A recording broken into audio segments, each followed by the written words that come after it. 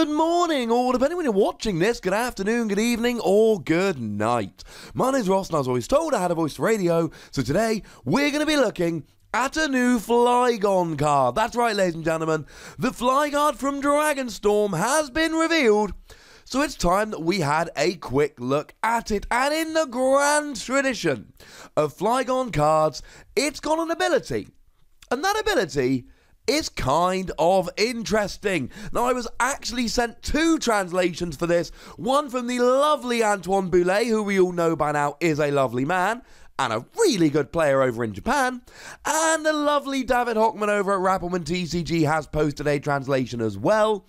So, huge thank you to both of them. Good news is, the translations I got from both of those lovely people do match up. So starting off here, it is a dragon Pokemon that's got 140 HP. And I'm going to be honest with you, ladies and gentlemen, 140 HP is rather low for a Stage 2 Pokemon in the Sun and Moon era. I mean, look at something like Dragonite from Sun and Moon base, like 6-7 sets before this, which had 160, so that's a little bit upsetting. It is weak to Fairy, which could be a bit of an issue with Gardevoir, but the good news is that the new Dedenne from Sun and Moon 6, that does 120 to a Fairy weak Pokemon, if you've got a Lightning Pokemon on your bench, will not get a one-hit KO here. So that's pretty nice. Retreat cost of 1 is good purely because it's quite low, but being a dragon Pokemon means it is hitting absolutely nothing for weakness. It uses fighting energy. Being a fighting Pokemon would be better because you'd be hitting things like Zoroark for weakness, but you're not. So you're not. But the good news is that dragon Pokemon do have a bunch of tricks now, most of which, by which I mean all of which, are coming in Dragonstorm. We've got Devoured Field to do an extra 10 damage, although we did have that before, that's a reprint in Dragonstorm. We've got Zinnia, which allows you to attach extra energy if you had a Pokemon KO'd the previous turn. Altaria, which lets your dragon Pokemon do an extra 20, and Lance Prism Star, which essentially says if you have a Pokemon KO'd, search your deck for 2 dragon Pokemon, put them straight onto your bench. That, of course, means that you could get Flygon out, 2 of them, without having to do that evolution malarkey. But, of course, we only want to do that if it's any good, so let's start off by looking at the ability. The ability says that you can feel free to ignore all effects of your opponent's attacks other than damage done to all of your dragon Pokemon in play. Now, this will work for your dragon Pokemon, not just for Flygon, and it does work from the bench. It does not have to be active in order for this to work. And this will actually stop quite a few fairly annoying things from happening here. It means that special conditions won't do anything. Think Froakie's Bubble, and let's face it, we've all won or lost a bunch of games because Froakie bubbled and hit paralysis turn after turn after turn.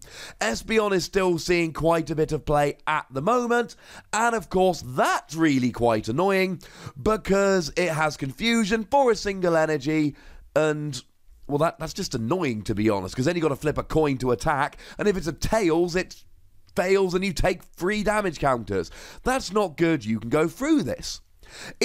Something would have stopped you from retreating, something like a Gabite, for instance. Well, that's alright, because you go, well, I don't care about you stopping me retreating. That's an effect on me.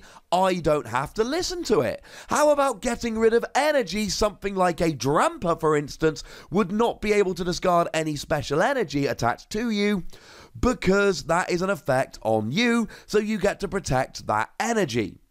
This will protect you from a bunch of things.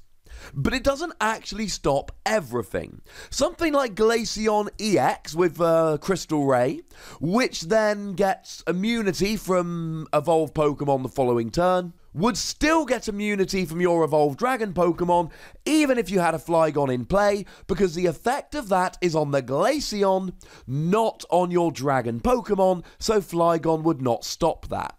Similarly, something like a Seismitoad and its Quaking Punch, stopping you playing trainers, would not be stopped by Flygon because the effect there is on the player, not on the Pokemon. One nice way to look at this kind of thing is with the Jirachi promo card, which saw quite a bit of play but has fallen out of favour. Stardust does 10 damage, discards a special energy, and prevents all effects of attacks including damage done to this Pokemon during your opponent's next turn.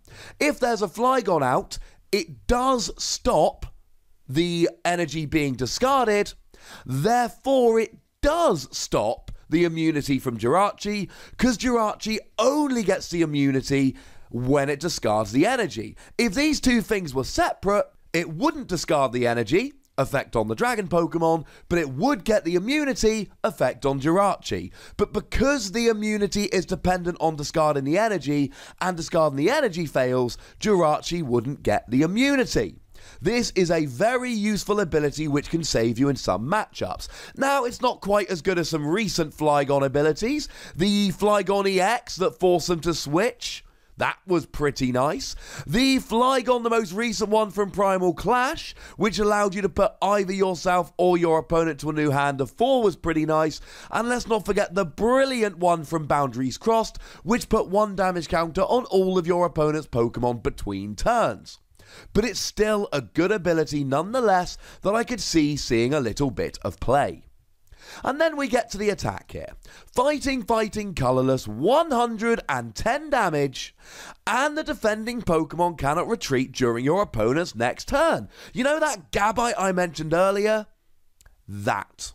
And this is really cool for stopping Pokemon retreating, especially for decks that do rely on retreating. So maybe something like a Hawlucha. I once won a mirror match against a Garchomp deck because I had their Hawlucha in the active and I used Gabite, and the thing was that both Garchomp and Hawlucha have free retreat.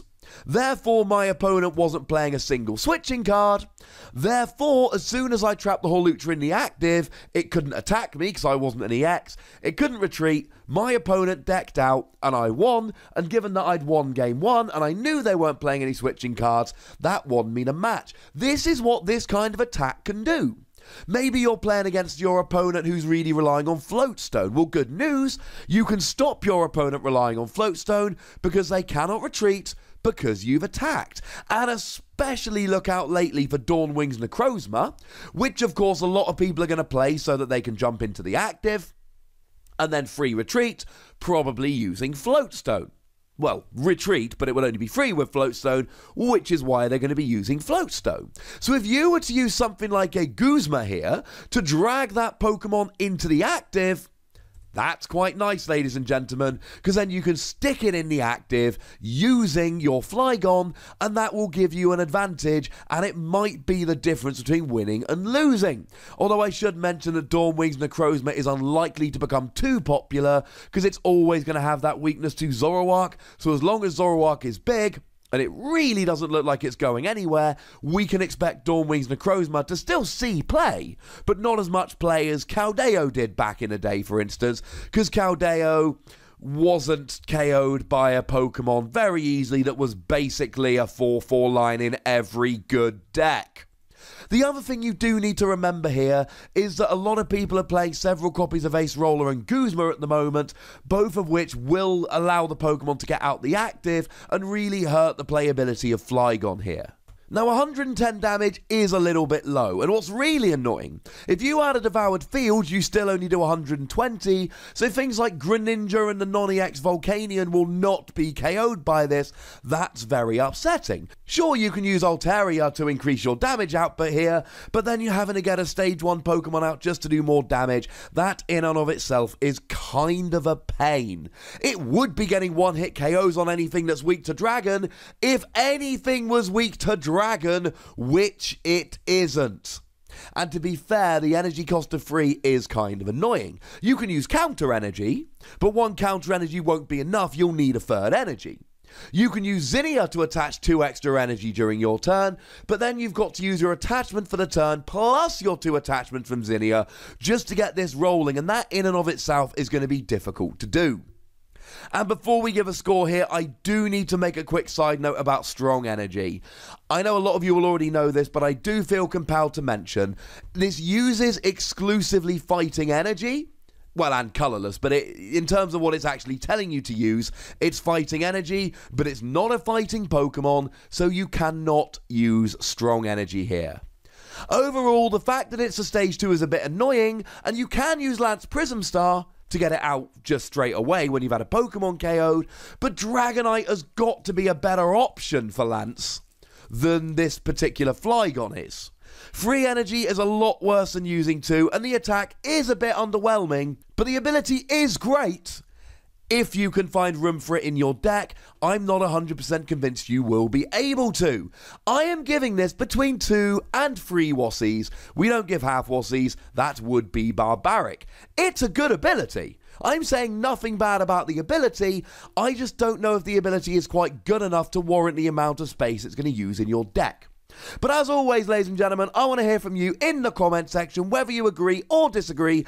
I'd like to hear from you. Let's be friends. Go nuts, but be nice. Make sure you like this video, subscribe to this channel, follow me on Twitter at the Wassie, and Twitch for some live action at twitch.tv/PTCGRadio. If you want to support the channel, get some bonus podcasts and so on, head on over to patreon.com/PTCGRadio, which is where that can happen. Do check out and subscribe to my video game channel, Wassie Plays. There's Dragon Ball Super stuff on there. There's a new video going up today. I think it's quite good. I'd love it if you checked it out. Get us closer to 1,000 subs and a vanity URL. But the most important thing, as always, by far, is to look after yourselves. Until next time. Thank you very much for watching. My name's Ross, and you've been watching PTCG Radio.